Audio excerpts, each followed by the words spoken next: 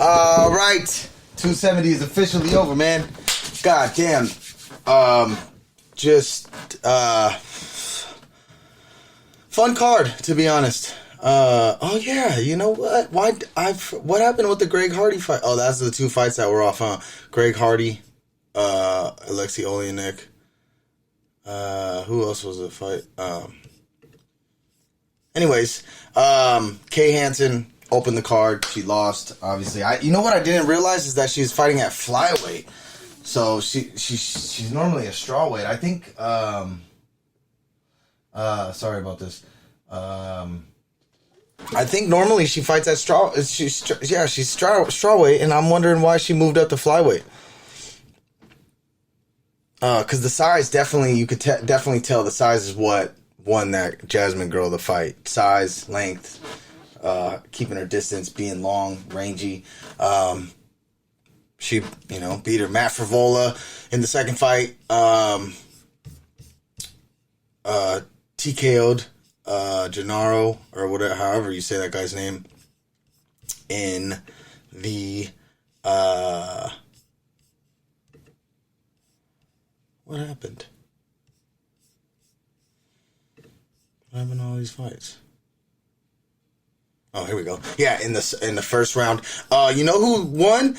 And I was really happy for her just because of her excitement of her victory and everything. That Vanessa Demopoulos girl.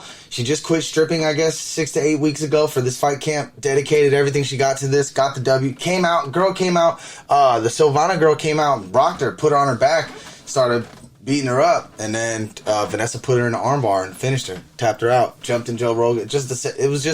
She gained a lot of fans, I bet, by that win. Prelims, Matt Frivola, like I said, knocked out first round, knocked out Gennaro Valdez the first round. Tony Gravely wins a decision. Jack Della Maddalena beat Pete Rodriguez. Victor Henry wins a decision. Whatever fights. Michael Morales versus Trevin Giles was a fun fight. This guy, Michael Morales, making his debut. He's 22 years old. He had an Ecuadorian and Mexican flag, so I'm assuming he's both. Trevin Giles dropped him in the first exchange. Boom, dropped him, put him up against the fence. It was like, whoa, man. And then later on, and then he ended up knocking out Trevin Giles, hurting him. Giles is just reaching with those shots, reaching with his striking, and got caught going in. And hurt, and then got put down. But very impressive win for that dude for his debut at welterweight versus Trevin Giles. I mean, very, very impressive. Trevin Giles is on like a 4-fight win streak of just KOs, I think. TKOs, KOs. But yeah, very impressive. I'm excited to see this dude. He's a young cat, 13-0. Like I said, Ecuadorian, Mexican. Stopped Trevin Giles in the first round. Very impressive.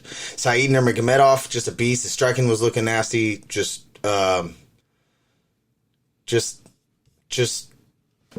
beat him everywhere. Cody Stamann initiated the wrestling and then got strangled and taken out first round. Michel Pereira won a decision over Andre Falau. Brandon Moreno, Deiveson Figureido. Now we get to championship fights. Deiveson, first round, toss up. Could have went Figgy because he kind of got this takedown kind of. I don't know. Could have went to Figgy. I guess here's how I had it. 2, 3, and 5 I gave to Brandon Moreno. One could have been a toss-up, but that's the way I saw it. I could be biased. I don't know, man. I felt like Brandon Moreno won the fight. Figueiredo was reserved, held on to his shots, picked his shots.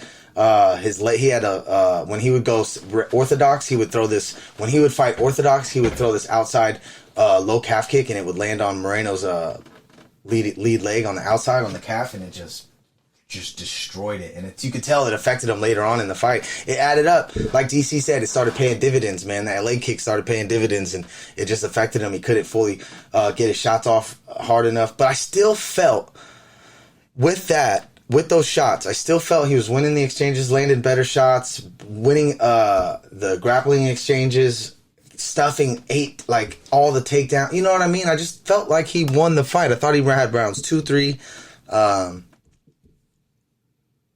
Man, I don't know. I thought he won. I thought Brandon Moreno won. He obviously lost. Deiveson Figueiredo won. So, I mean, who knows? Maybe they'll do a fourth match. Which, I mean, who's going to fight Deiveson next? Askarov? Brandon Pantoja? I mean, will people care? You know? Will people care for a fourth fight, like Joe Rogan said, in Mexico City? Brandon Moreno, Deiveson Figueiredo in Mexico City. That's a big fight. I would do it 4 times. Never been done in history. It'll be big. Put it on a co-main event for another fight. Get it done.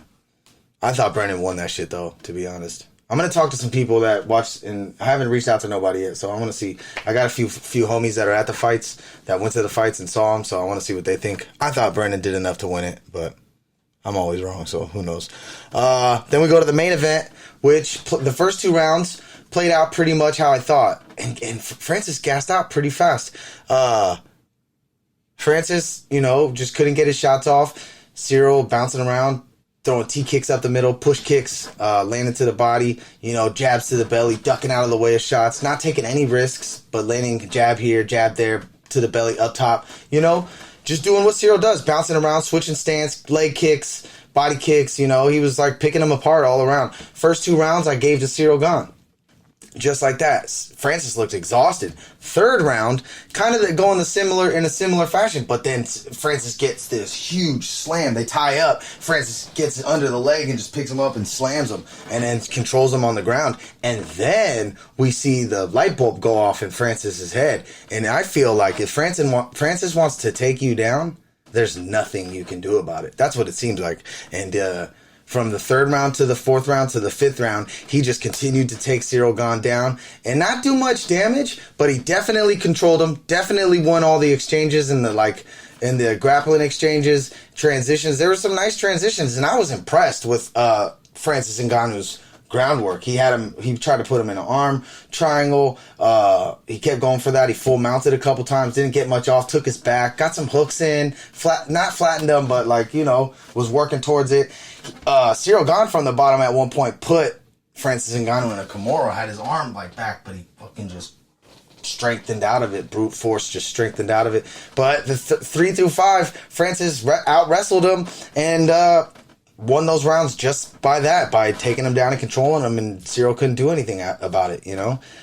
Cyril Gane looked a little hurt after losing that fight, but look, Cyril Gane's been doing this 3 years. If Francis might step away from the UFC. If Francis steps away from the UFC, there is no one in that division. Maybe Stipe, maybe Jones, I don't know. We'll see. Jones was tweeting out some shit. I'll show you what Jones was tweeting. But,